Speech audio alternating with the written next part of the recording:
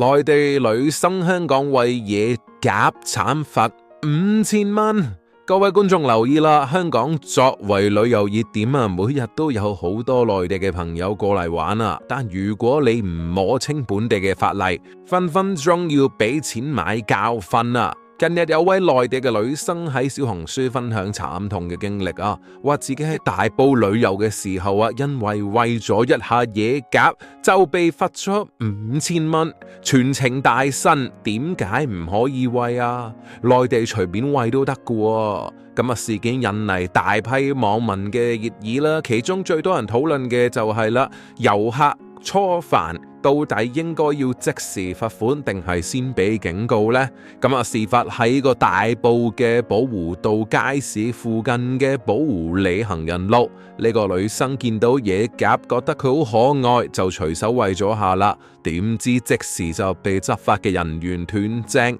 收到一張定額罰款嘅通知書。從通知書可以見到佢違反咗《野生動物保護條例》第170章，涉及呢個餵飼野生動物或者咧係附表 2A 指明嘅動物嘅罪行。咁啊，罰款金額咧足足有5000蚊噶。咁啊，女生事後就好無奈啦，拍片就同網友分享呢件天真嘅事情，話完全估唔到呢個細小嘅舉動會換嚟咁重嘅罰款啊！佢仲提醒其他計劃嚟香港嘅朋友啦，咁啊，經一事長一智，希望去香港嘅朋友咧就可以以此為戒啊，遵守香港嘅法律法規，唔好重蹈覆轍。呢件事一出，內地網民都嚇咗一跳啊！好多人留言就話啦，喂，5000蚊好貴啊！旅客又唔知呢個規定，第一次應該俾警告啦，罰款唔近人情咯。仲有唔少人問啊，點解唔可以先提醒啊？真係一棍打死？隨即就有香港嘅網民出嚟解話啦，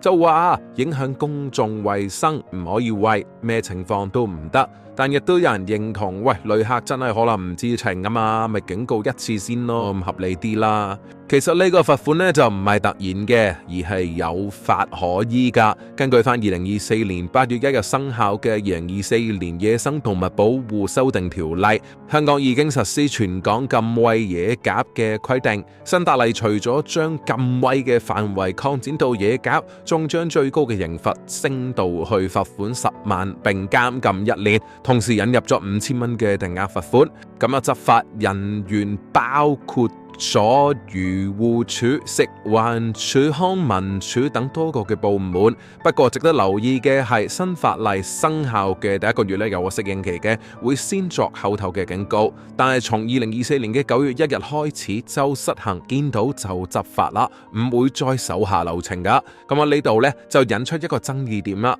咁啊，對於唔熟悉本地規則嘅旅客，到底應該發不容情定係發不外乎人情呢？好多網友都覺得香港作為一個國際嘅旅遊城市，好多旅客可能真係唔知道餵野鴿會被重罰噶。咁啊，內地好多公園啊、街頭都可以隨便去餵養小動物，呢個習慣已經係深入日常，旅客根本諗唔到一個細小嘅舉動會違法。咁啊，如果執法嘅人員遇到旅客手犯，應該咧就先耐心解釋呢個法例，再給予呢個口頭嘅警告，而唔係直接咧係開個罰單噶。咁啊，既可以咧達到勸喻嘅效果，亦都可以俾旅客咧感受到城市嘅溫度，避免因為一次嘅無心之失而影響咗成個旅遊嘅體驗。咁啊，當然啦，香港推行呢個禁餵野鴿嘅初衷都好值得理解嘅，人為餵飼會令到野鴿會聚集市區啦，糞便會整污糟建築物啊，傳播疾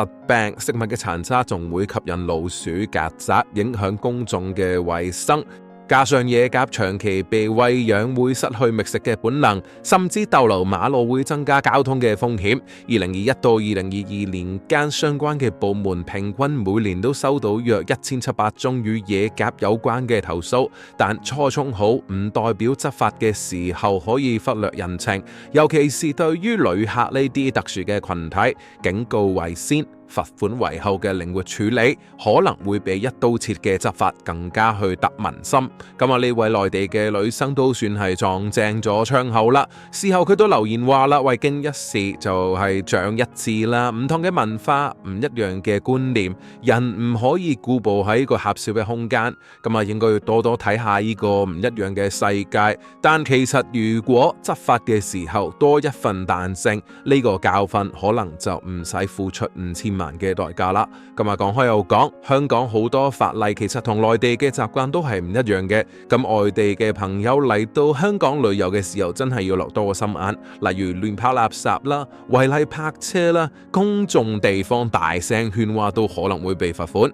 與此同時，對於旅客嘅無心之失，如果有更加靈活嘅執法方法，例如首犯警告啊，喺旅遊熱點設立多語言嘅提示牌，相信可以減少到類似嘅誤會。畢竟法律嘅意義唔單單係懲罰，更加係教育同埋引導。所以各位身邊有朋友計劃嚟香港旅遊嘅，不妨提醒佢哋出發前要做足功課，了解本地嘅法律法規同埋生活嘅習慣，亦都希望相關嘅部門可以考慮到旅客嘅特殊性，喺嚴格執法嘅同時多一份體諒同彈性，尊重規則嘅同時亦都保留一定嘅溫度，先至係旅遊城市最靚嘅名片。你話係咪先？希望呢個事情可以引發更多嘅思考，無論係旅客定係城市管理者，都可以喺守規同人情之間揾到平衡啦。